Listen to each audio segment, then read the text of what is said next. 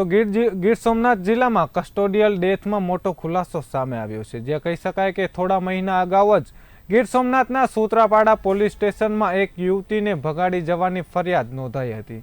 આ મામલામાં આરોપીની ધરપકડ કરવામાં આવી હતી, જ્યારે નાગેશ્રી પોલીસની મદદ લઈ મૃતક આરોપીની ધરપકડ કરી સૂત્રાપાડા લવાયો હતો।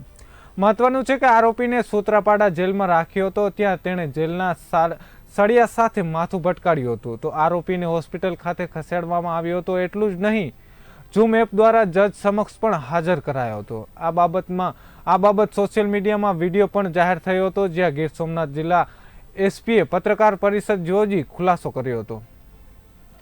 એ દરમિયાન સીપીએ તપાસ કરી રહ્યા હતા। એ દરમિયાન સીપીએને જાણવા મળેલ કે ભાઈ આ જે આરોપી છે મદદગારીમાં જે એ અત્યારે હાલ તેના ભટવાદર ગામે હાજર છે, તેથી તેઓ ત્યાં તપાસમાં ત્યાં ગયેલા અને નાગેશ્રી પોલીસ સ્થાનિક પોલીસની મદદ લઈ અને આરોપીની ત્યાં ધરપકડ કરેલી અને તેઓને જે બનાવ બન્યો છે એની આગલા દિવસે તેમને નાગેશ્રી પોલીસ સ્ટેશનથી લઈને આવ્યા હતા અને એ દરમિયાન તે પોલીસ કસ્ટડીમાં હતો। એ દરમિયાન પોતાને લાગી અને જ્યારે તેને પોલીસ કસ્ટડીમાં લાવે છે ત્યારે એને ધરપકડ કરતા પહેલા પણ એનું મેડિકલ કરવામાં આવે છે।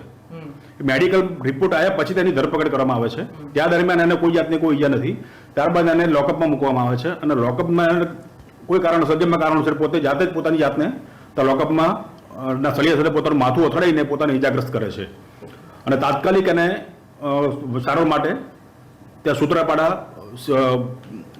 મેડિકલ હોસ્પિટલમાં લઈ જવા માટે પણ આવે છે। ત્યાં વધુ સારવાર માટે એને પછી વેરાવળ ટ્રાન્સફર કરે છે। વેરાવળથી અને દરમિયાન એનો પોલીસ કસ્ટડીનો સમય પૂરો થતો હોય નામદાર કોર્ટમાં પણ તેને ઝૂમ એપ્લિકેશન મારફતે રજૂ કરવામાં આવે છે અને નામદાર જે શાસન કોર્ટ છે મેજિસ્ટ્રેટ સાહેબ તે પણ તેમનું વોરંટ ભરીને જૂનાગઢનું મોકલી આપે છે।